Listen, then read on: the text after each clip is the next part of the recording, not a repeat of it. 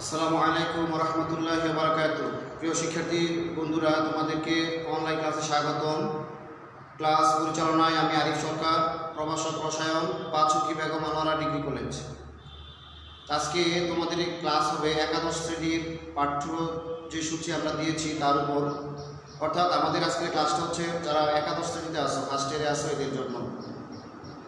তোমরা একটা পরীক্ষা দিয়েছো এবং পরীক্ষার রেজাল্টও আমরা প্রকাশ করেছি। এখন তোমরা নতুন আরেকটা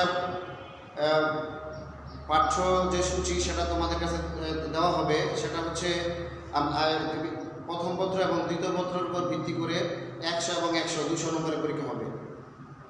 তো সেখানে আমাদের যে প্রথম পত্রের যে পাঠ্যসূচি তার মধ্যে আমি দিয়েছি তোমাদের জন্য প্রথম অধ্যায় এবং সাথে আমি দিয়েছি তোমাদের তৃতীয় অধ্যায়। অর্থাৎ আমাদের উচ্চ মাধ্যমিক রসায়ন প্রথম পত্রের জন্য তোমাদের নেক্সট যে এক্সাম এর জন্য ইম্পর্টেন্ট হচ্ছে প্রথম অধ্যায় এবং তৃতীয় অধ্যায় থেকে প্রশ্ন আসবে। আর অনুরূপভাবে দ্বিতীয় পত্রের মধ্যে তোমাদের জন্য হচ্ছে তৃতীয় এবং চতুর্থ অধ্যায়, অর্থাৎ পরিমাণগত রসায়ন এবং তড়িৎ রসায়ন। এটা আমাদের জন্য তোমাদের জন্য এই দুইটা অধ্যায় সিলেক্ট করেছি। তো সুতরাং আজকে আমি প্রথম পত্রের মৌলের পর্যায়বৃত্ত ধর্ম ও রাসায়নিক বন্ধন নিয়ে আলোচনা করব। এটা খুবই একটা গুরুত্বপূর্ণ ক্লাস এবং তোমরা পূর্বের শ্রেণীতে নবম এবং দশম শ্রেণীতেও তোমরা ওই ক্লাসে তোমরা শিখেছ যে পর্যায় সারণী, রাসায়নিক বন্ধন, এর উপরে তোমরা অনেক চ্যাপ্টার ভিত্তিক তোমরা অনেক কিছুই তোমরা জেনে আসছো। সুতরাং আমরা এখানে আমাদের ওই পড়াগুলো এইচএসসি লেভেলে অর্থাৎ এর মধ্যে আছে, কিন্তু এখানে সাথে কিছু পড়া আমরা শুধু অ্যাড করবো আর কিছু। তো সেখানে তোমাদের নবম দশম শ্রেণীর পড়াগুলো আমি একটু রিভিউ করে তারপরে আমরা আমাদের যে পড়াতে আমরা চলে যাচ্ছি। আমাদের চ্যাপ্টারের নাম হচ্ছে মৌলের পর্যায়বৃত্ত ধর্ম ও রাসায়নিক বন্ধন। এখন পর্যায়বৃত্ততা বা পর্যায় সারণী বা রাসায়নিক বন্ধন এই বিষয়গুলি কী? প্রিয় শিক্ষার্থী বন্ধুরা, তোমরা জানো যে প্রকৃতিতে বা কৃত্রিমভাবে সব কিছু মিলে আমাদের এ পর্যন্ত 118টা মৌল আবিষ্কার হয়েছে। অর্থাৎ মোট মৌলের সংখ্যা হচ্ছে 118টি। এই 118টি মৌলকে পৃথকভাবে অধ্যয়ন করা, পৃথকভাবে জানা, পৃথকভাবে যদি আমরা শিখতে চাই তাহলে সেটা আমাদের জন্য একটু কষ্টসাধ্য এবং সময় সাপেক্ষ ব্যাপার। কারণ 118টা মৌলকে ইন্ডিভিজুয়ালি আলাদা আলাদা যদি আমরা শিখতে চাই সেখানে আমাদের সময় দরকার, আমাদের জ্ঞান অর্জন করা সেখানে কষ্টসাধ্য হবে। তাকে সহজীকরণের জন্য আমরা যেন আমাদের এই রসায়ন পাঠ সহজ হয়, এই কারণে বিভিন্ন বিজ্ঞানীরা এই মৌলের উপরে অনেক গবেষণা করছেন এবং এই গবেষণা করে এই মৌলগুলোকে কিভাবে সহজভাবে অধ্যয়ন করা যায় এবং আমাদের রসায়ন পাঠ সহজীকরণের জন্য এরা ভূমিকা রাখছে বিভিন্ন বিজ্ঞানীরা। এবং এরা গবেষণা করে দেখছে যে একটা মৌল যখন নাকি তারা ভিন্ন ভিন্ন মৌলের উপর গবেষণা করছেন, একটা নির্দিষ্ট সময় পর দেখা যায় যে একটা মৌলের ধর্মের সাথে অন্য একটা মৌলের ধর্মের মিল পাওয়া যায়। অর্থাৎ একটা মৌল নিয়ে ওনারা দেখছে এক ধর্ম, আরেকটা অন্য ধর্ম, আরেকটা ভিন্ন ধর্ম, কিন্তু আবার একটা নির্দিষ্ট সময় পর ওই যে প্রথম মৌল আর তার সপ্তম মৌলের মধ্যে মিল পাওয়া যায় বা অষ্টম মৌলের মধ্যে মিল পাওয়া যায়, আবার দ্বিতীয় মৌল তার অষ্টম মৌলের সাথে মিল পাওয়া যায়। অর্থাৎ এইভাবে দেখা যায় যে 118টা মৌল সবাই ভিন্ন রকম না। 118টা মৌলের মধ্যে কিছু মৌল আছে যে তাদের ধর্ম, তাদের বৈশিষ্ট্য একই রকম, অর্থাৎ এরা একই ধরনের, একই প্রকারের, একই বৈশিষ্ট্যের মৌল।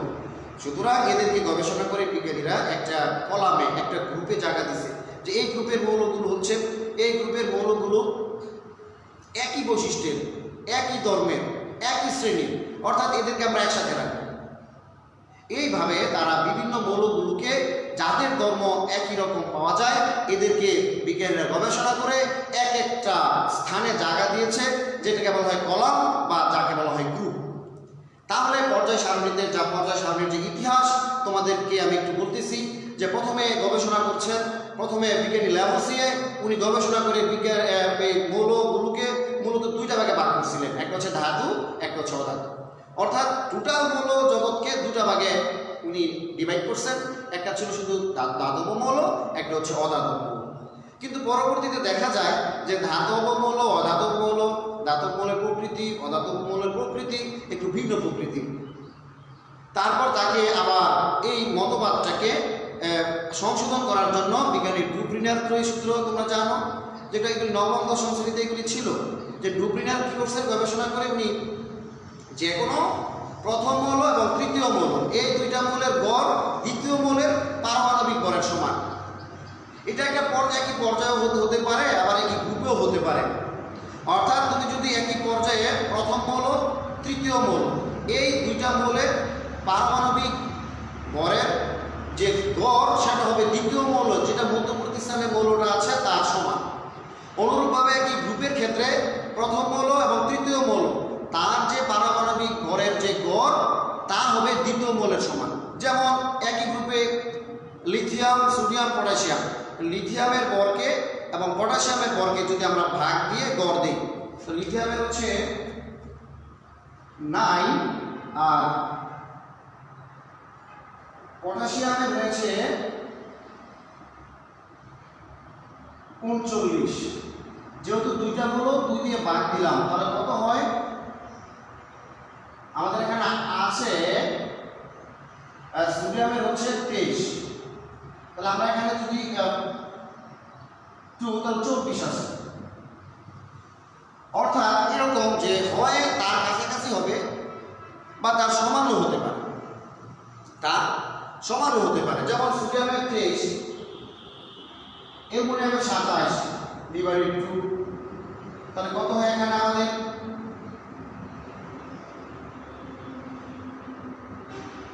25। ম্যাগনেসিয়ামের গড় হচ্ছে 24। অর্থাৎ এইভাবে বিজ্ঞানী গবেষণা করে দেখছেন যে যে কোনো দুইটা মৌলের পারমাণবিক ভর এদের যে মিডল পয়েন্টে যে মৌলটা আছে তার পারমাণবিক ভরের সমান হয়। এই মতবাদ দিয়ে উনি বেশি দূর আগাতে পারেননি। তারপর এটাকে আবার সাজানোর চেষ্টা করছে বিজ্ঞানী নিউল্যান্ডস। বিজ্ঞানী নিউল্যান্ডস কি করছে, যে দেখছে উনি যে প্রত্যেকটা মৌলের যদি একই পর্যায়ে আমরা শুরু করি, তাহলে প্রথম মৌল থেকে শুরু করলে অষ্টম মৌলে এই মৌলের ধর্মের পুনরাবৃত্তি ঘটে। অর্থাৎ যদি মৌলসমূহকে পারমাণবিক গড় অনুযায়ী সাজানো হয়, তাহলে যে কোনো মৌলের তার অষ্টম মৌলের সাথে ধর্মের মিল খুঁজে পাওয়া যায়। এইভাবে উনি প্রথম অষ্টক, দ্বিতীয় অষ্টক বা এইভাবে উনি সবগুলো মৌলকে এইভাবে উনি জায়গা দিতে পারেননি। তারপরে যাকে বলা হয় আধুনিক পর্যায় সারণীর জনক, যাকে বলা হয় কে, যে মেন্ডেলিভ। মেন্ডেলিভ পারমাণবিক ভরকে মৌলসমূহের মূল ভিত্তি ধরে উনি একটা 63টি মৌলের একটা ছক তৈরি করছেন। অর্থাৎ একটা সারণী আকারে বিজ্ঞানী মেন্ডেলিভ 1963 সালে উনি এই 63টা মৌল তখন আবিষ্কৃত ছিল। এই 63টি মৌলকে নিয়ে বিজ্ঞানী মেন্ডেলিভ একটা ছক আকারে, একটা সারণী আকারে আমাদের সামনে উপস্থাপন করেন, যা কিনা বর্তমানে পর্যায় সারণী নামে পরিচিত। অর্থাৎ বিজ্ঞানী মেন্ডেলিভ একটা মৌলের পারমাণবিক ভরকে মূল ভিত্তি ধরে উনি একটা সারণী বা একটা ছক তৈরি করেন, যা হচ্ছে পর্যায় সারণী। তার ওইরকম তার পর্যায় ছিল 7টি, কিন্তু তার গ্রুপ ছিল 12টি। এইভাবে একটা ফরম্যাট দিয়ে উনি একটা পর্যায় এবং গ্রুপ নির্ণয় করেন।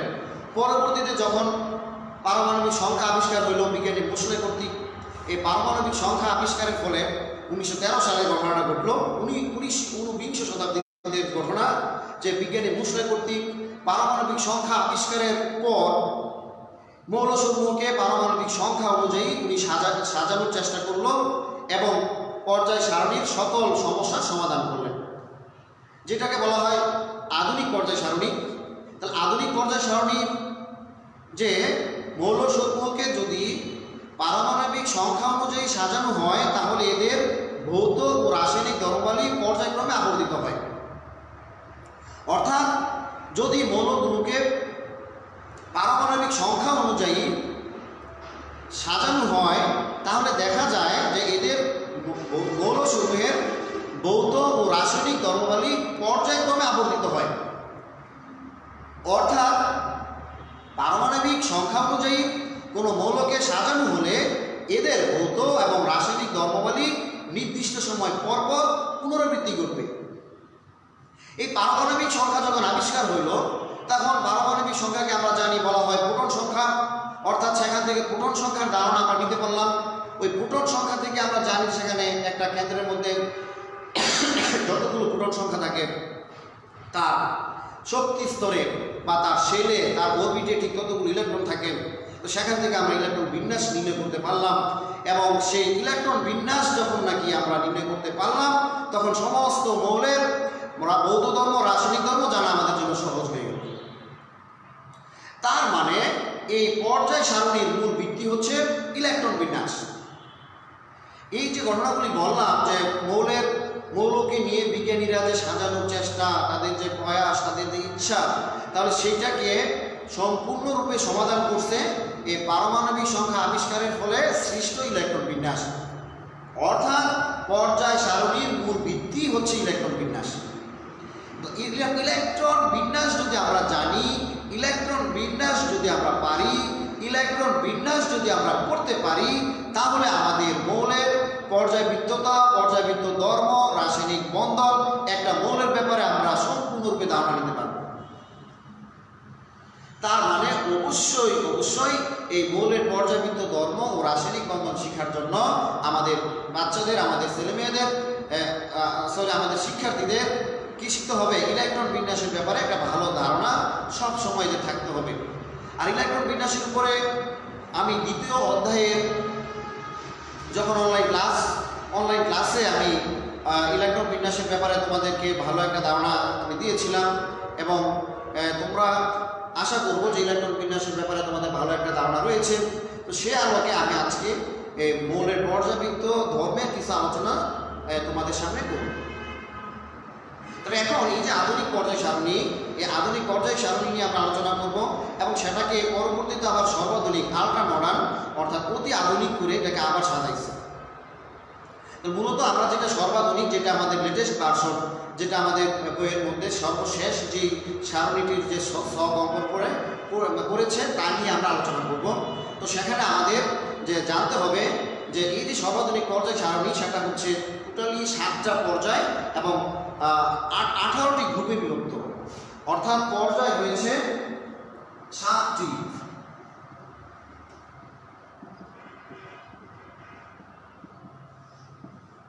আর গ্রুপ হয়েছে 18টি। এখন প্রিয় শিক্ষার্থীরা, পর্যায় কোনটাকে বলবো, আমরা গ্রুপ কোনটাকে বলবো? যদি আণবিক এই পর্যায় সারণীর মধ্যে আমরা দেখব যে কিছু মৌলকে এইভাবে আনুভূমিক অক্ষ বরাবর, অর্থাৎ এক্স অক্ষ বরাবর, অর্থাৎ ভূমির দিকে কিছু রেখা অঙ্কন করা হয়েছে, তা হচ্ছে পর্যায়। আর কিছু রেখা হয়েছে উলম্ব ওয়াই অক্ষ বরাবর, অর্থাৎ যেটা খাড়া স্তম্ভ, সেটাকে আমরা বলবো গ্রুপ। অর্থাৎ এটাকে আমরা বলবো, এই জাতীয় যে আনুভূমিক অক্ষকে আমরা বলবো পর্যায়, আর উলম্ব অক্ষকে আমরা বলবো গ্রুপ।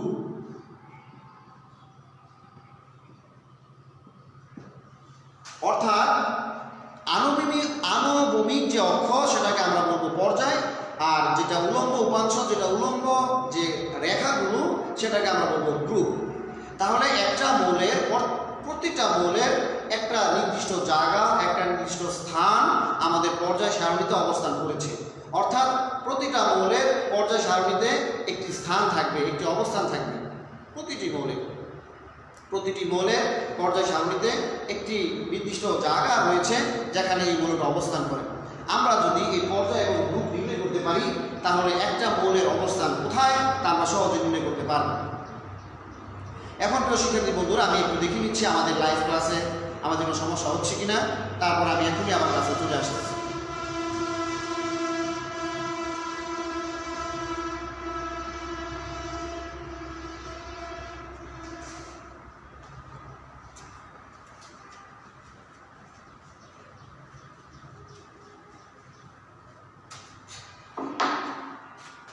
ধন্যবাদ প্রিয় শিক্ষার্থী বন্ধুরা। তো এখন পর্যায় এবং গ্রুপ নির্ণয় করার যে পদ্ধতি, তা আমি সহজে আলোচনা করার চেষ্টা করব। একটা মৌলের ইলেকট্রন বিন্যাসে যদি শেষ ইলেকট্রনটি যে শক্তি স্তরে প্রবেশ করবে, ওই শেষ শক্তি স্তর তার পর্যায় নির্দেশ করবে। তার মানে সহজ করে একটা মৌলের ইলেকট্রন বিন্যাসের শেষ শক্তি স্তর পর্যায় নির্দেশ করে এবং শেষ শক্তি স্তরের যে মোট ইলেকট্রন তার গ্রুপ নির্দেশ করে। তাহলে একটা মৌলের ইলেকট্রন বিন্যাসের মধ্যে যে শেষ শক্তি স্তর সেটা হচ্ছে তার পর্যায়, এবং একটা মৌলের তার যে শেষ শক্তি স্তরের মোট ইলেকট্রন সেটা হচ্ছে গ্রুপ। তাহলে যে এই ইলেকট্রনীয় কাঠামোর উপর ভিত্তি করে একটা মৌলগুলোকে মূলত 4 ভাগে ভাগ করা যায়।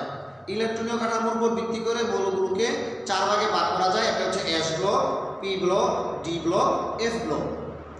এস ব্লক মৌল কারা? যদি একটি মৌলের ইলেকট্রন বিন্যাস করলে তার শেষ ইলেকট্রনটি এস অরবিটালে প্রবেশ করে তাহলে তাকে আমরা বলি এস ব্লক মৌল। আর যদি কোনো মৌলের ইলেকট্রন বিন্যাসে একটি মৌলের যদি ইলেকট্রন বিন্যাস করলে তার শেষ ইলেকট্রনটি পি অরবিটালে প্রবেশ করে তাকে আমরা বলি পি ব্লক মৌল। যদি একটা মৌলের ইলেকট্রন বিন্যাসের মধ্যে তার শেষ ইলেকট্রনটি ডি অরবিটালে প্রবেশ করে তাহলে আমরা তাকে বলি ডি ব্লক মৌল। যদি একটা মৌলের শেষ ইলেকট্রনটি এফ অরবিটালে প্রবেশ করে তাহলে তাকে আমরা বলি এফ ব্লক মৌল। তাহলে আমরা বুঝতে পারলাম যে ইলেকট্রনীয় কাঠামোর উপর ভিত্তি করে মৌলগুলোকে মূলত 4 ভাগে আমরা ভাগ করতে পারি: S block, P block, D block, F block. এখন এই S block, P block, D block এবং এফ ব্লক মৌলগুলোর আমরা পর্যায় এবং গ্রুপ কিভাবে নির্ণয় করব তা আমরা এখন দেখব। আমাদের প্রথম মৌল হচ্ছে হাইড্রোজেন, তা দিয়ে আমরা লেখা শুরু করি।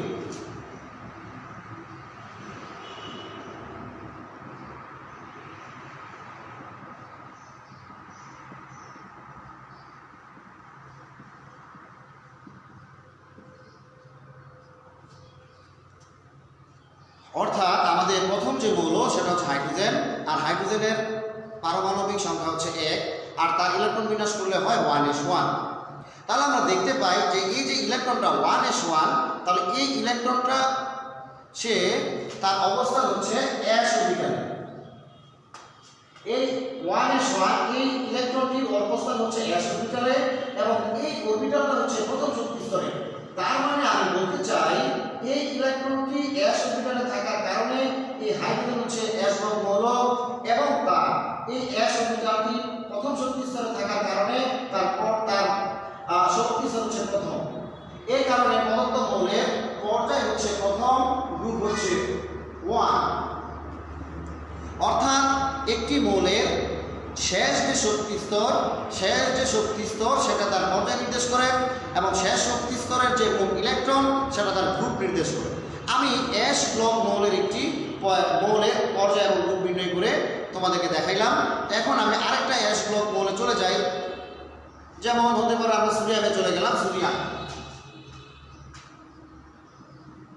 সোডিয়ামের হচ্ছে 11, 1s2, 2s2, 2p6, 3s1। পর্যায় হবে তৃতীয়।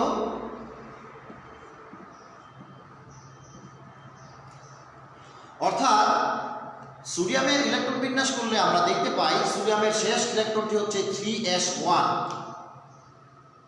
যদি এইরকম ভাবে যে তার শেষ ইলেকট্রনটি যে অরবিটালে প্রবেশ করবে তার উপর ভিত্তি করে আমাদের পর্যায় গ্রুপ নির্ণয়ের যে নিয়মটা, যেহেতু তার শেষ ইলেকট্রনটি এসে প্রবেশ করলো, এই কারণে এস এর ক্ষেত্রে নিয়ম একটি হবে, পি এর ক্ষেত্রে একটি, ডি এর ক্ষেত্রে একটি, এফ এর ক্ষেত্রে আরেকটি। তাহলে এস এর ক্ষেত্রে আমরা এই সোডিয়ামের ইলেকট্রন বিন্যাস করলে আমরা দেখলাম 3s1। তাহলে এই 1 ইলেকট্রনটি কোন উপস্তরে বিদ্যমান? এস উপস্তরে। এই এসটা কোন শক্তি স্তরে বিদ্যমান? তৃতীয় শক্তি স্তরে। তার মানে আমরা বলতে পারি শেষ শক্তি স্তর পর্যায় নির্দেশ করে। তাহলে পর্যায় সারণীতে সোডিয়ামের অবস্থান হচ্ছে তৃতীয় পর্যায়।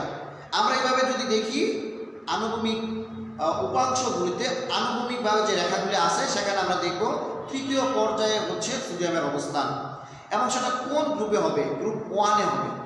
কেন 3s1? যেহেতু এসের মধ্যে একটি ইলেকট্রন বিদ্যমান, এই কারণে সোডিয়ামের অবস্থান হচ্ছে তৃতীয় পর্যায় এবং গ্রুপ 1। আশা করি প্রিয় শিক্ষার্থী বন্ধুরা তোমরা বুঝতে পেরেছ যে এস ব্লক মৌলের ক্ষেত্রে আমরা কিভাবে পর্যায় এবং গ্রুপ নির্ণয় করব।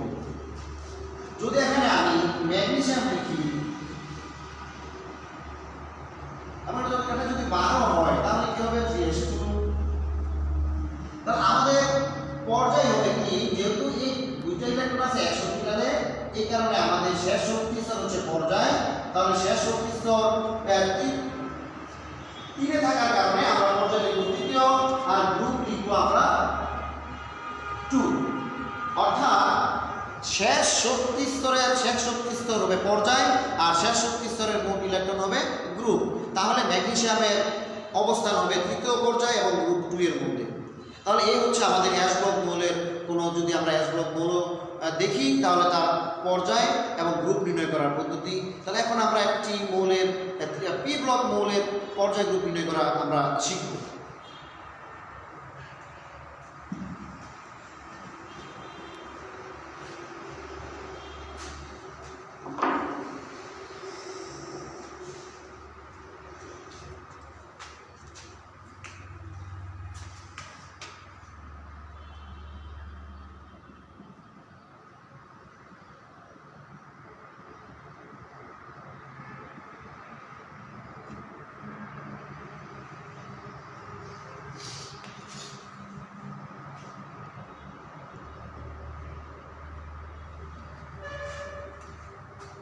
অ্যালুমিনিয়াম, তার পারমাণবিক সংখ্যা হচ্ছে 13 এবং তার ইলেকট্রন বিন্যাস করলে আমরা দেখতে পাই তার যে শেষ ইলেকট্রনটি সেটা হচ্ছে 3s2 এবং 3p1।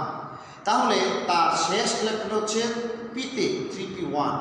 এই কারণে যদি একটা মৌলের শেষ ইলেকট্রনটি পি অরবিটালে প্রবেশ করে তাহলে সেটা হবে পি ব্লক মৌল, অর্থাৎ অ্যালুমিনিয়াম হচ্ছে একটি পি ব্লক মৌল।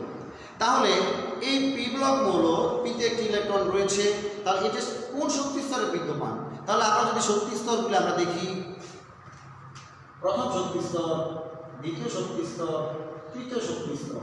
তাহলে অ্যালুমিনিয়ামের পর্যায় হবে তৃতীয়, যেহেতু শক্তি স্তর পর্যায় নির্দেশ করে, আর গ্রুপ হবে 2 + 1 + 10, তার মানে হচ্ছে 13। অর্থাৎ তৃতীয় শক্তি স্তরের মধ্যে তার এখানে বিদ্যমান 2টি ইলেকট্রন, তৃতীয় শক্তি স্তরের মধ্যে তার এখানে বিদ্যমান 1টি ইলেকট্রন, আর তৃতীয় ইলেকট্রন প্রবেশ করার কারণে সাথে আমরা 10 যোগ করব, তাহলে মোট গ্রুপ হবে আমাদের 13।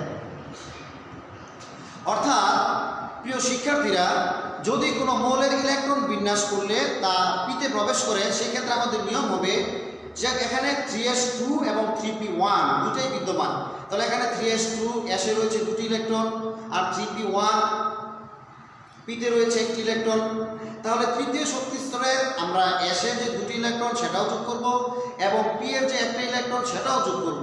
তাহলে 2 এবং সাথে 1, 3 যোগ করে, আর পিতে ইলেকট্রন বিন্যাস প্রবেশ করার কারণে সাথে আমরা 10 যোগ করব। তাহলে মোট হবে আমাদের গ্রুপ হবে 13। তোমরা তোমাদের বইয়ের মধ্যে দেখতে পারো অ্যালুমিনিয়ামের অবস্থান হচ্ছে তৃতীয় পর্যায়ে গ্রুপ 13তে অবস্থিত। অর্থাৎ তার শেষ শক্তি স্তরকে আমরা পর্যায় দ্বারা নির্দেশ করব, আর শেষ শক্তি স্তরের যে মোট ইলেকট্রন সেটা গ্রুপ হবে, কিন্তু পি এর ক্ষেত্রে সেখানে আমরা 10 যোগ করে গ্রুপগুলো আমরা নির্ণয় করব। এই যে এখানে 2, যেহেতু এই 3 শক্তি স্তর, এটা তৃতীয় শক্তি স্তর, তাহলে তার এখানে ইলেকট্রন 2টি, তার এখানে ইলেকট্রন 1টি, তাহলে 2 যোগ 1 আর সাথে যোগ করব 10, তার মানে হচ্ছে 13। এইভাবে আমরা যত পি ব্লক মৌল আছে ওই সমস্ত পি ব্লক মৌলের একটা অবস্থান আমরা পর্যায়ক্রমে নির্ণয় করতে পারব। এখন আমরা দেখব ডি ব্লক মৌলের ক্ষেত্রে কি নিয়ম আমরা দেখে নিই।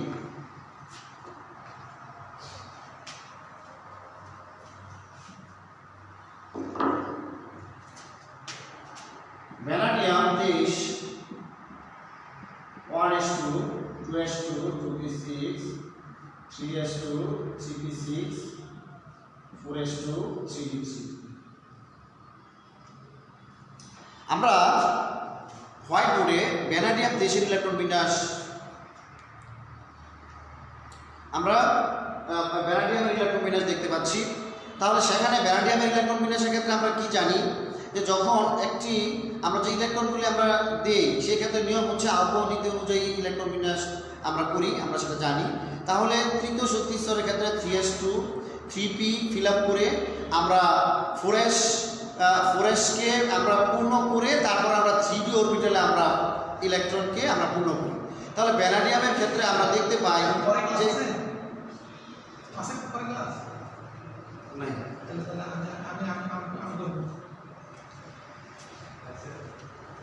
তাহলে আমাদের শেষ শক্তি স্তর পর্যায় নির্দেশ করবে এবং শেষ শক্তি স্তরের মোট ইলেকট্রন গ্রুপ নির্দেশ করবে। কিন্তু ভ্যানাডিয়ামের ইলেকট্রন বিন্যাস লক্ষ্য করলে আমরা দেখি যে 4s অরবিটাল ফিল আপ করে সেই মোলের ইলেকট্রনটি 3d-তে প্রবেশ করে। যেহেতু ভ্যানাডিয়ামের ক্ষেত্রে শেষ ইলেকট্রনটি d অরবিটালে প্রবেশ করে, এই কারণে ভ্যানাডিয়াম হচ্ছে একটা ডি ব্লক মৌল, অর্থাৎ ডি ব্লক মৌল। তাহলে ভ্যানাডিয়াম হচ্ছে ডি ব্লক মৌল। তো এখন তার ক্ষেত্রে ভ্যানাডিয়ামের ক্ষেত্রে শেষ ইলেকট্রনটি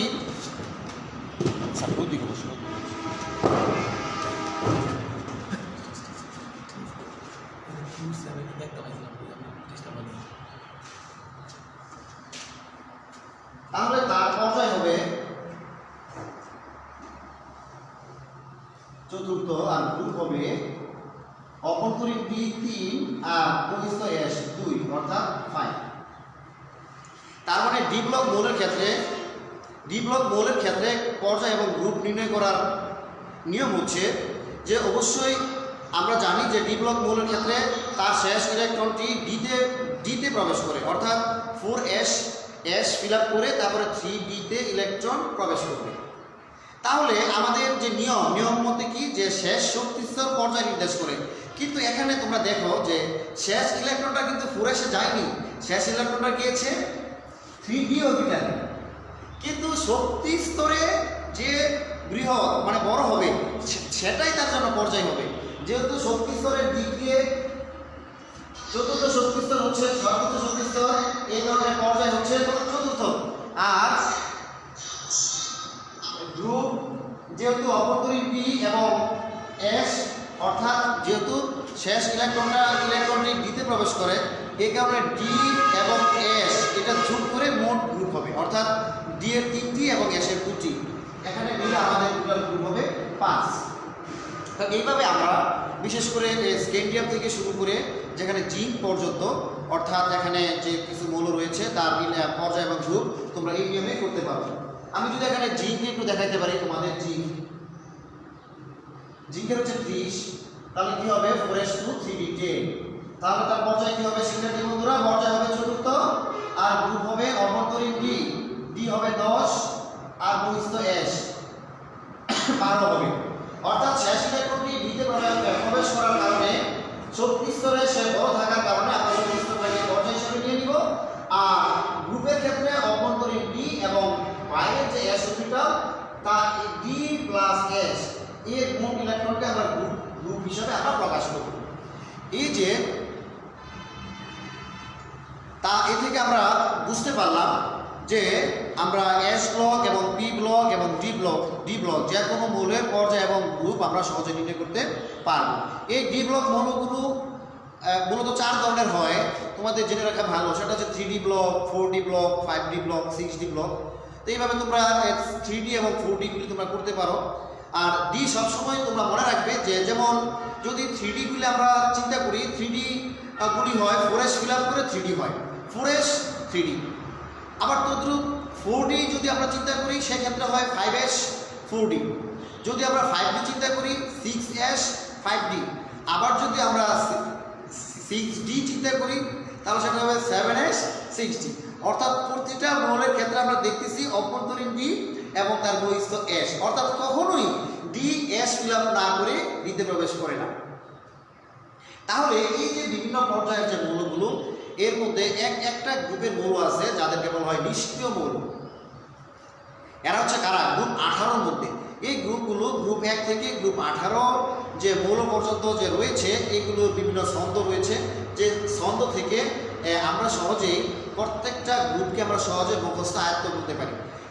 তোমরা দেখতে পারবে যে আমরা তোমরা ছেলে যেহেতু আমার এখানে লাইভ হচ্ছে, তোমরা সহজে বাসাতে নোট করে রাখতে পারো যে গ্রুপ 1-এর যে মৌলগুলির ছন্দ সেটা হচ্ছে হাই লিনাকে রুবি সাজাবে ফ্রান্সি দিয়ে, হাই হাইড্রোজেন, লিথিয়াম, সোডিয়াম, এইভাবে হাই লি না কে এক একটা মৌল হবে এক একটা নামের প্রতীক হিসাবে। লিথিয়াম, না সোডিয়াম, কে পটাশিয়াম, রুবিডিয়াম।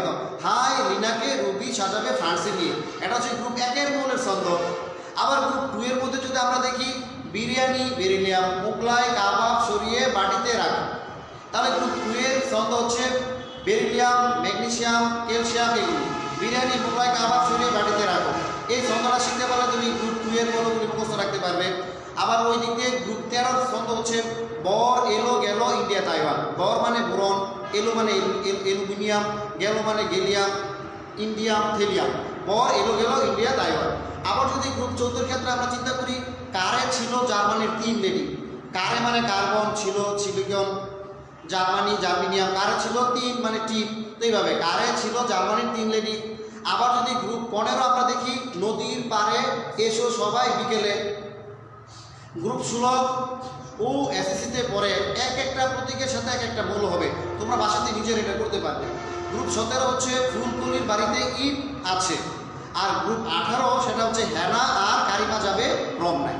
এখন প্রিয় শিক্ষার্থীরা, এই যে বিভিন্ন পর্যায় এবং গ্রুপের যে মৌলগুলো রয়েছে, এর মধ্যে একটা গ্রুপ আছে যেটাকে বলা হয় গ্রুপ 18 বা তাকে বলা হয় নিষ্ক্রিয় মৌল। এই নিষ্ক্রিয় মৌলের কাঠামো প্রতিটা মৌলের জন্য হচ্ছে আদর্শ। অর্থাৎ প্রতিটা মৌল ইলেকট্রন হয় ত্যাগ করবে, না হয় প্রতিটা মৌল ইলেকট্রন গ্রহণ করবে। গ্রহণ করে তার যে নিকটবর্তী নিষ্ক্রিয় গ্যাস তার কাঠামো অর্জন করার জন্য চেষ্টা করবে। কেননা প্রতিটি মৌল চায় যে সেই ইলেকট্রন ত্যাগ এবং গ্রহণ করে তার নিকটবর্তী নিষ্ক্রিয় গ্যাসের কাঠামো অর্জন করে স্থিতিশীল কাঠামো অর্জন করার জন্য। আর এই স্থিতিশীল কাঠামো অর্জন করার লক্ষ্যে, এই স্থিতিশীল কাঠামো অর্জন করার উদ্দেশ্যে এক একটা মৌল ইলেকট্রন ত্যাগ করে সে নিকটবর্তী নিষ্ক্রিয় গ্যাসের ইলেকট্রন অর্জন করে। কিছু মৌল ইলেকট্রন গ্রহণ করে সে তার নিকটবর্তী নিষ্ক্রিয় গ্যাসের অবস্থান অর্জন করে। এইভাবে অর্থাৎ এদের মধ্যে দুই ধরনের প্রবণতা দেখা যায়, কিছু মৌল ইলেকট্রন ত্যাগ করে, কিছু মৌল ইলেকট্রন গ্রহণ করে। ফলে এদের মধ্যে এক ধরনের মৌল ইলেকট্রন ত্যাগের প্রতি তারা আসক্ত, আর অন্য এক ধরনের মৌল যারা নাকি ইলেকট্রন গ্রহণের প্রতি আসক্ত। এইভাবে এদের মধ্যে বন্ধন সৃষ্টি হয়। এবং কিছু মৌল যে ত্যাগ করে এদের একই ধরনের বৈশিষ্ট্য, যারা গ্রহণ করে এরা হচ্ছে একই ধরনের বৈশিষ্ট্য। এর উপর ভিত্তি করে আমাদের পর্যায় সারণী ভিত্তিক মৌলের পর্যাবৃত্ততার ধর্ম বিদ্যমান থাকে। তাহলে সে আলোকে আমরা আমাদের যে পরবর্তী ক্লাসে এই পর্যায় সারণীর আলোকে আমরা খুবই গুরুত্বপূর্ণ যে আলোচনা হবে, সেখানে হবে কীভাবে ডি ব্লক মৌলগুলো রঙিন যৌগ গঠন করে, কীভাবে অবস্থান্তর মৌল বা ডি ব্লক মৌলগুলো জটিল যৌগ গঠন করে, এবং সেখানে জটিল যৌগের নামকরণ এবং পর্যায়বৃত্ত ধর্ম, আয়নীকরণ শক্তি, ইলেকট্রন আসক্তি এবং বন্ধন নিয়ে কিছু আলোচনা করার চেষ্টা করবো। অর্থাৎ আমরা দ্রুতই আমাদের সিলেবাসটা যথাসম্ভব আমরা শেষ করার চেষ্টা করব। তো সেই পর্যন্ত তোমরা সবাই ভালো থাকো, সুস্থ থাকো, তোমাদের শুভকামনায় আজকে ক্লাস এখানেই রাখছি। আল্লাহ হাফেজ। আসসালামু আলাইকুম ওয়া রাহমাতুল্লাহি ওয়া বারাকাতুহু। শেষ করলাম, সময় আছে 34 মিনিট হয়ে গেছে।